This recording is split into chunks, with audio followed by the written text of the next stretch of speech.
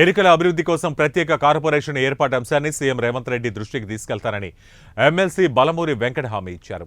ఉస్మానియా యూనివర్సిటీలో ఎరుకల విద్యార్థి సంఘం నాయకుడు మేడా శ్రీను ఆధ్వర్యంలో ఎరుకల ఏకలవ్య కార్పొరేషన్ ఏర్పాటుపై ఏకలవ్య ఐక్యత సమావేశం ఏర్పాటు చేశారు. ఈ కార్యక్రమంలో ముఖ్య అతిథిగా ఎమ్మెల్సీ బలమూరి వెంకట హాజరయ్యారు. ఈ సందర్భంగా ఆయన మాట్లాడుతూ కాంగ్రెస్ ప్రభుత్వం కుల వృత్తులకు గతంలో ఏ ప్రభుత్వం ఇవ్వనంత ప్రాధాన్యత ప్రోత్సాహం ఇస్తోందని పేర్కొన్నారు.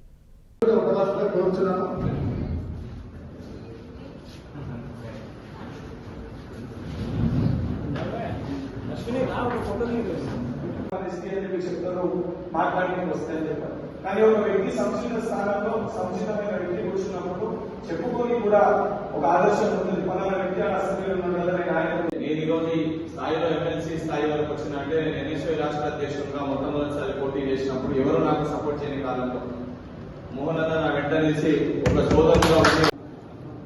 ఉస్మానియా యూనివర్సిటీ వేదికగా ఏకలవ్య ఏదైతే సంబంధించి కుల సంఘానికి సంబంధించి ఉస్మానియా ఎన్ఎస్వీ అధ్యక్షుడు మేడా శ్రీను గారు, అదేవిధంగా మా మోహన్ అన్న గారు, అదేవిధంగా ఆ సంఘ పెద్దలందరూ కలిసి వారికి సంబంధించిన ఏదైతే కాంగ్రెస్ పార్టీ ఏకలవ్య కార్పొరేషన్ ఇచ్చినందుకు కాంగ్రెస్ పార్టీకి కృతజ్ఞతలు తెలియజేస్తూ వారికి ఇంకా ఇతర ఏ సమస్యలు ఉన్నాయో వాటిపైన ఈరోజు ఒక రౌండ్ టేబుల్ సమావేశాన్ని ఏర్పాటు చేసుకోవడం జరిగింది.